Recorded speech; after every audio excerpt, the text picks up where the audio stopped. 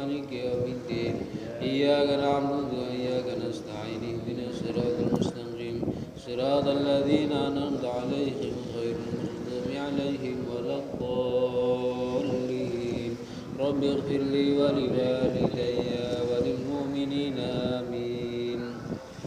Assalamualaikum warahmatullahi wabarakatuh. Bismillahirrahmanirrahim. Alhamdulillahi rabbil alamin wassalatu wassalamu ala sayyidina maulana Muhammadin wa ala alihi wa sahbihi ajma'in. Amma ba'du. Ingkang kawula hormati, ingkang kawula muliakan para kiai, para asatidz, para hadirin hadirat jamnya subuh. Bismillahirrahmanirrahim. Monggo sesarengan kita memanjatkan puji syukur kehadirat Allah Subhanahu wa taala. Shalawat serta salam semoga tetap terlimpahkan dumateng Kanjeng Nabi Muhammad sallallahu alaihi wasallam. Bismillahirrahmanirrahim.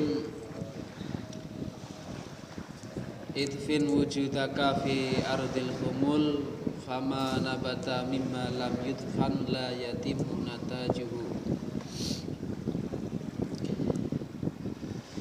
Pendamlah keberadaanmu di dalam humul, maka sesuatu yang tumbuh, kalau tanaman itu ditanam di dalam tanah, maka dia akan sempurna hasilnya. Sebagaimana Sayyidina Isa alaihissalam, Nabi Isa alaihissalam mengatakan, aina tambutul habba, di mana engkau menaruh biji, qalu fil ardi, dijawab itu ada di dalam bumi.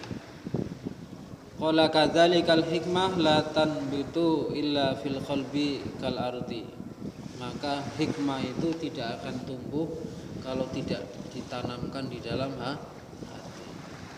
Hikmah itu bisa ilmu yang bermanfaat, hikmah itu bisa karomah dari Allah. Jadi manfaatnya daripada khumul itu memutus namanya derajat di dalam manusia. Orang itu punya pangkat di antara manusia. Ada pangkatnya itu orang kaya, pangkatnya itu jadi RT lurah, itu namanya pangkat. Kadang pangkat-pangkat di dalam manusia itu bisa menjadi penghalang kita kepada Allah. Makanya harus khumul itu dipendam. Semua kepangkatan itu harus dipendam. Maka banyak sekali hikmahnya orang kalau melakukan khumul. Suqutul manzilah indan nas, memutus derajat kepangkatan indan nas, indalem mungguwe manungsa. Orang kalau mau menghadap kepada Allah, kadang egoisme itu masih ada.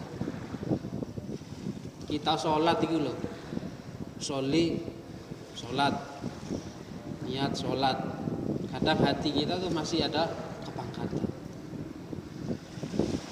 Mau menghadap kepada Allah. Orang kalau sholat itu nggak peduli, kalau pokoknya datangnya terlambat ya softnya barisannya di belakang. Meskipun itu bupati, meskipun itu wali kota, meskipun presiden, kalau datangnya di akhir ya barisannya ada di belakang. Maka harus humul itu menutup. Maka sebagaimana kisahnya Syekh Yazid Al-Bustami dengan santrinya ngomong, wahai Syekh Yazid, saya ini sudah mondok mengikuti panjenengan selama 30 tahun kok tidak merasakan nikmatnya ibadah, nikmatnya ilmu. Kenapa? Kok seperti menjalankan rutinitas saja, sholat, puasa, jamaah, terus ta'lim, ta'alum. Menurut Syekh Yazid Al-Bustami, meskipun kamu beribadah 100 tahun, tapi engkau tidak akan merasakan satu atom pun kenikmatan beribadah kepada Allah. Loh, kenapa kok bisa begitu, wahai Syekh Yazid? Dijawab sama Syekh Yazid, karena engkau masih punya hijab atau penghalang. Lalu apa penghalangnya? Ya nafsumu sendiri, ego sampean sendiri. Ego, ngerti ego? Keakuan, ego, egoisme. Kalau orang kaya berarti hartaku, ilmuku, rumahku, aku semua. Itu namanya ego. Ego itu harus dilawan. Itu kalau egonya besar, itu ya sulit untuk khusyuk, untuk tenang, itu sulit. Maka kata Syekh Yazid, kalau begitu kamu harus mengikuti resep saya. Apa resepnya? Ya resepnya kamu nggak akan kuat. Ini berat sekali resepnya. Apa? Tentu saya akan melakukannya, kata santrinya. Napa niku Kiai? Resepnya itu gini. Jadi resepnya para wali itu, kurikulum belajarnya itu aneh. Resepnya itu kamu harus pakai jubah, jadi kepalanya itu dikasih pasir, terus bawa duren, dikalungi duren. Nanti ke pasar, di kerumunan, ke pasar, nanti bawa duren. Nanti bilang ke anak kecil, ya sibyan, ya sobi, wahai anak kecil. Ke anak-anak itu bilang, siapa yang berani ngaplok kepala, nepuk kepala, saya kasih duren. Oh, bilang begitu. Berani nggak? Coba. Akhirnya dicoba. Jadi orang itu kalau macak edan, macak dinyek, dihinakan, menurut manusia itu kuat enggak? Itu maksudnya. Resep daripada Syekh Yazid Al-Bustami. Kalau begitu ya berat. Berarti egonya masih besar. Jadi untuk menghadap kepada Allah itu harus diperangi yang namanya egoisme, keakuan. Jadi orang kalau seperti itu, jadi macam-macam kurikulumnya para wali itu mendidik santrinya itu macam-macam. Imam Ghazali juga pernah di dalam pernah nyantri dulunya. Itu di kurikulumnya itu malah disuruh ngangsu, ngisi botol, suruh bawa kulit kerbau, kulit sapi seperti itu. Dan itu kan hina, pekerjaan yang hina. Jadi disuruh nyapu di pasar, itu kan pekerjaan yang hina. Jadi kalau secara hati itu, secara ego itu kok pekerjaannya kok hina. Nah, gitu. Jadi kurikulumnya para wali itu seperti itu. Jadi supaya ada memerangi egoisme. Sebagaimana Syekhona Holil itu pernah kedatangan santri namanya Mbah Hasyim Hasyim Asy'ari. Mbah Hasyim Asy'ari itu waktu mondok, Mbah Hasyim Asy'ari itu mboten sempat ngaji. Jadi ngajinya itu enggak tuntas. Mau ngaji apa istrinya Mbah Holil, Syekh Holil itu butuh kayu bakar. Hasyim, sini. Rencek disi, apa rencek itu? Cari kayu bakar. Akhirnya pergi. Mboten sempat ngaji. Mari rencek, mari cari kayu, kembali lagi. Wallahu a'lam bishawab. Jadi mboten sempat ngaji. Hasyim, itu tolong timbakno banyu. Jadi suruh nimba air, mboten sempat ngaji. Jadi jarang ngajinya tuh.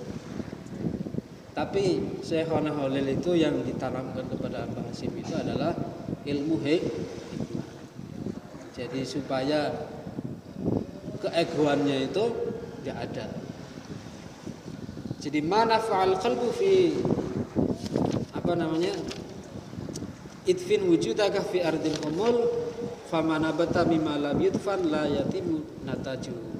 Jadi kalau kita menanam hikmah itu di dalam hati, insya Allah banyak kemanfaatannya. Jadi orang-orang kurikulumnya para wali itu seperti itu. Jadi malah ngerjani terhadap muridnya. Ada kurikulumnya para wali itu seperti itu. Dan ini mungkin jarang ada kita. Ada santri itu kalau mendidik muridnya itu dimintai uangnya itu macam-macam seperti itu. Syekh Mustaqim bin Husain itu seorang waliullah, ya, seorang mursyid thariqah Syadzaliyah wa Naqsyabandiyah, thariqah Qadiriyah. Itu seorang mursyid itu di dalam mendidik muridnya, mendidik santrinya itu apa dulu coba yang harus dilakukan?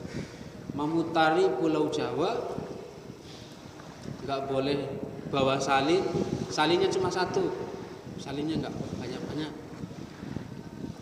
Muteri Pulau Jawa, nggak boleh minta-minta. Itu istilahnya kayak apa ya, gembel begitulah, seperti itu. Itu dalam rangka melatih jiwa supaya kuat. Itu hikmah. Terus kemudian Mbah Sunan Kalijogo itu juga dididik sama Sunan Bonang. Sunan Kalijogo itu istilahnya apa ya? Ya seperti preman begitu. Tapi malah wong preman sakti kok malah disuruh nunggu tongkat tok. Itu kan pekerjaan remeh. Pekerjaan remeh. Wong sakti kok malah disuruh nunggu tongkat. Berapa tahun? Perhatirin. Sunan Kalijogo. Itu di dalam rangka apa? Menumbuhkan hikmah. Jadi sesuatu yang ditanam di dalam hati, insya Allah hikmahnya atau kemanfaatannya, buahnya itu akan banyak. Begitupun orang yang nyantri di pondok pesantren, itu yang dididik itu adalah mentalnya dulu. Kalau soal pinter, soal mah belakangan, mentalnya dulu. Kadang orang mondok di pesantren, ya itu godaannya banyak. Ada yang sandalnya hilang, sarungnya hilang, tasnya hilang, apa serba hilang. Itu ya ujian. Cara cara Allah ya, mendidik hikmah, ilmu nafi, keyakinannya harus kuat seperti itu. Jadi idfin wujudaka fi ardil humul, jadi pendamlah keberadaanmu, keegoisanmu di dalam bumi humul. Jadi keakuan saya sebagai pejabat atau apalah itu harus dipendam. Bismillahirrahmanirrahim. Mudah-mudahan bermanfaat nih para hadirin sekalian. Bismillahirrahmanirrahim. Rabbi fanfa'na bibarakatihim wa dinal husna bi hurmatihim wa mitna fi tariqatihim wa mu'afati minal fitani. Bismillahirrahmanirrahim. Allahumma inni astaghfiruka ma 'allamtani farduhu ilayya inda hajati ilaihi wa la tunsinihi ya rabbal alamin. Al-Fatihah. A'udzu billahi minasyaitonir rajim. Bismillahirrahmanirrahim. Alhamdulillahirabbil alamin. Arrahmanir rahim. Maliki yaumiddin. Iyyaka na'budu wa iyyaka nasta'in. Ihdinas siratal mustaqim. Siratal ladzina an'amta 'alaihim ghairil maghdubi 'alaihim waladdallin. Rabbi ighfirli wa li walidayya wa lil mu'minina amin. Assalamualaikum